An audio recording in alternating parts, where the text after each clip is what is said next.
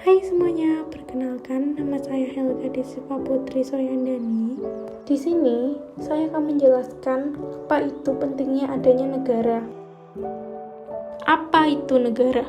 Negara adalah sebuah organisasi atau badan tertinggi yang memiliki kewenangan untuk mengatur perihal yang berhubungan dengan kepentingan masyarakat luas. Tidak hanya itu, negara juga memiliki kewajiban untuk mensejahterakan, melindungi, dan mencerdaskan kehidupan bangsa. Setelah memahami pengertian negara, lalu selanjutnya, apa sih unsur-unsur negara yang harus dimiliki agar suatu negara dapat berdiri sendiri? Secara umum, diketahui bahwa unsur-unsur negara terdiri dari 4 hal, yaitu rakyat, wilayah, pengakuan dari negara lain, dan pemerintahan yang berdaulat. Masing-masing unsur ini harus dipenuhi agar dapat mendapatkan status yang sah sebagai suatu negara. Oke, di sini saya akan menjelaskan unsur-unsur negara yang perlu diketahui. Unsur-unsur negara pertama yang harus dipenuhi adalah rakyat.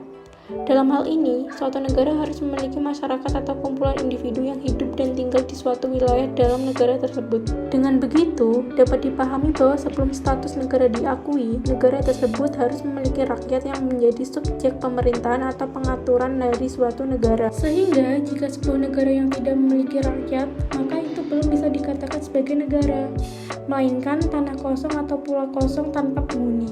Maka dari itu, rakyat menjadi salah satu unsur-unsur negara yang paling utama untuk dipenuhi terlebih dahulu. Selain rakyat, wilayah juga menjadi salah satu unsur-unsur negara yang tidak kalah penting. Di sini, suatu negara harus memiliki wilayah dengan batasan teritorial yang jelas.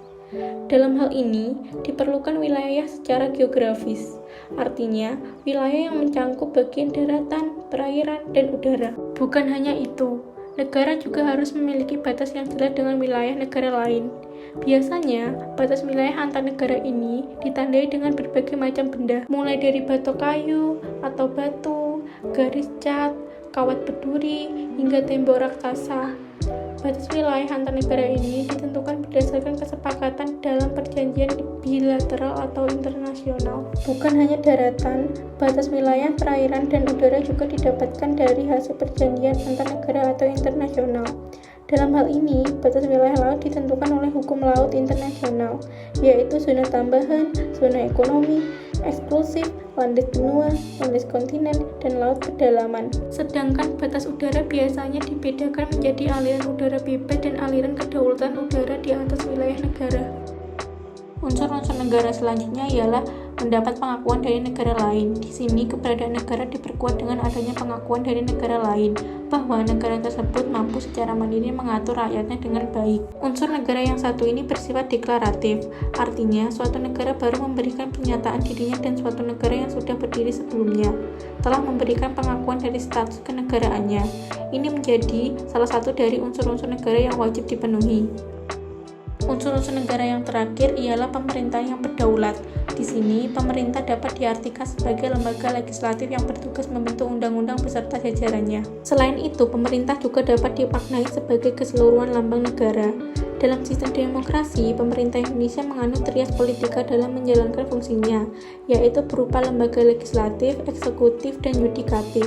Dalam menjalankan fungsinya, pemerintah menyelenggarakan, menetapkan peraturan, menegakkan hukum, dan mengatur kehidupan masyarakat dengan baik, adil, dan sejahtera. Yang selanjutnya adalah fungsi negara. Pertama, melaksanakan penertiban. Fungsi ini menempatkan negara sebagai stabilisator. Negara harus melaksanakan penertiban demi mencapai tujuan bersama dan mencegah kericuan dalam masyarakat. Yang kedua, mengusahakan kesejahteraan dan kemakmuran rakyatnya. Fungsi ini sangat penting, terutama bagi negara baru. Negara harus mengusahakan kesejahteraan dan kemakmuran rakyatnya dengan berbagai cara, termasuk mengelola sumber daya yang ada. Yang ketiga, pertahanan. Fungsi ini diperlukan untuk menjaga keutuhan negara dari serangan pihak luar.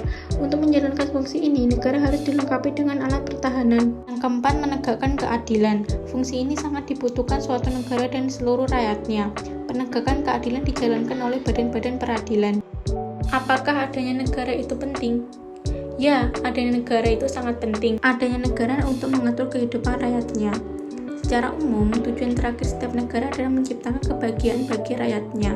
Tujuan ini dapat disederhanakan menjadi 2 hal pokok, yakni keamanan dan keselamatan serta kesejahteraan dan kemakmuran. Tujuan negara secara umum, menciptakan keadaan agar rakyat bisa mencapai keinginan-keinginannya secara maksimal, memajukan kesusilaan manusia sebagai individu dan sebagai makhluk sosial, mencapai penghidupan dan kehidupan yang aman dan tentram dengan taat kepada Tuhan. Pemimpin negara dapat menjalankan kekuasaannya berdasarkan kekuasaan Tuhan, berusaha menyelenggarakan ketertiban, keamanan, dan ketentraman agar tercapai tujuan negara yang tinggi, yaitu kemakmuran bersama, memelihara dan menjamin terlaksananya hak-hak asasi manusia. Kemudian kekuasaan penguasa dibatasi oleh hak-hak asasi manusia. Tujuan negara Indonesia, melindungi segenap bangsa Indonesia dan seluruh tumpah darah Indonesia, memajukan kesejahteraan umum, mencerdaskan kehidupan bangsa, ikut melaksanakan ketertiban dunia yang berdasarkan kemerdekaan, perdamaian abadi, dan keadilan sosial.